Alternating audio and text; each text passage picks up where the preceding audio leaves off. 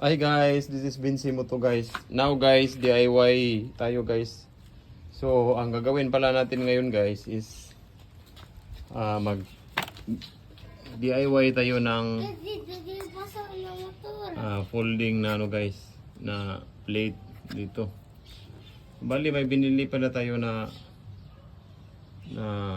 holder guys. Kaso hindi siya sapol na sapol dito guys, hindi siya tama. Kaya ang ginawa ko guys, pina modify kong konti, tapos ako na bahala magkabit. So para makatipid tayo guys, kailangan natin minsan mag DIY guys. So ito nga pala ang guys, mga kailangan. Of course, kailangan natin ito guys, pamunas. Tas baka nagtaka kayo guys na may chopping board. Ito kasing chopping board guys is pang spacer. So ikakat ko ito para gagawing spacer doon kasi medyo malalim doon. At yung binili natin na holder is hindi niya kayang abutin. So, siyempre guys, pang cutting, kailangan natin ng lagari. Kaya bumili din ako ng lagari. Tapos, dito na pala yung guys. Ito na yung guys. Yan. Bali, magnetic siya guys. Pagka ginanon siya, yan, nagmamagnet din. So, ito yung pinadugtong natin guys. Ito. Magbubutas pala tayo dito kaya kailangan din natin ng drill. Of course, kailangan natin ng guys, electrical tape. Kailangan natin ng sealant. Kailangan natin ng 3M na double-sided tape. Kailangan natin ng electrical tape 3M. Kasi may wire yan guys. Kailangan natin i-secure para safe. Tapos of course guys, may mga tools din tayo guys, pangkalas. Sa loob nito guys, maraming maraming tools. Ayan guys. Tapos kailangan natin ng grinder guys para pagandahin yung guys, yung may cut natin na chopping board na pang spacer. Tapos kailangan natin bumutas guys, kaya kailangan din natin ng drill. So guys, mag-umpisa na tayo guys sa DIY. So first kung gagawin guys is tatanggalin ko yung na yan para sa pattern. Pagkatapos niyan guys, itatapat ko yan dito.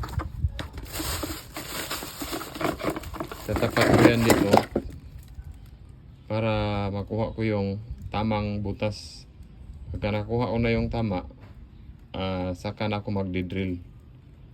After drilling, yun, mag-cut na ako dito din. Kukuha din ako ng pattern. Yun guys, maya guys, makikita nyo guys yung progress or completion. So ayan guys, bali binobolt natin yung dalawa para hindi siya gagalaw pag barina guys. Diyan tayo babarina sa vacant na butas na yan. Tingnan nyo guys. Saka hindi na rin tayo mahirapan magbarina guys. At sure tayo na center yung butas natin. Tutok na tutok. So guys, ito na guys. Nakapag-cut na tayo ng spacer. Tapos ganyan yan guys. Bali, dyan lulusot yung guys. Dyan lulusot yung wire. Tapos tatagos siya dito. Pagkatagos dito guys, ito na siya lulusot. Pataas na. So bali, nakaganyan ito guys. Ganyan. Tama lang guys.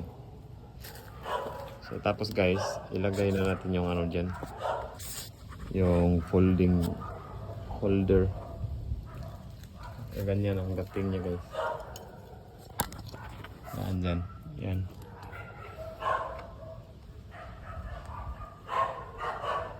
So abangan na lang mamaya guys pagka nakabit ko na. So ayan na guys. Kinabit ko na guys. Bali, dalawang bolt muna yung nilagay natin guys kasi wala tayong available this time. So gagawin natin guys, bibili na lang tayo ng bolt bukas. Tapos ihabol na lang natin yung ano guys, yung kulang. Tingin ko okay naman siya guys. Wala na naman, hindi naman siya matanggal. So bali ganyan na po yan guys. Yan ganyan. Tapos yan. Tapos andyan na rin yung ano guys, yung wire na nakalusot na dito. Ayan guys. So itong butas na yan pansamantala muna nating lagyan ng ano guys, glue para hindi mapasok ng talsik dito. Tulad dito guys, oh, daming talsik kasi nung nakaraan hindi ko natakpan to. So ayan guys, medyo matrabaho siya guys, pero ano naman siya, worth it ba? Aminin na natin guys na lahat naman tayo gustong makasiba. Kaya magdi-DIY tayo paminsan-minsan. At saka guys, tagal ko na talagang hinahanap ito, hindi ko talaga mahanap. Kaya ang ginawa ko, bumili na lang ako ng folding plate na to. Kahit di siya kasya, kasi ako na lang ang mag-modify. So ayan na guys, pag may tanong kayo guys, comment na lang kayo sa baba guys. Saka kung nagustuhan nyo ang video na to guys, paki-like, comment, and share guys. Maraming salamat.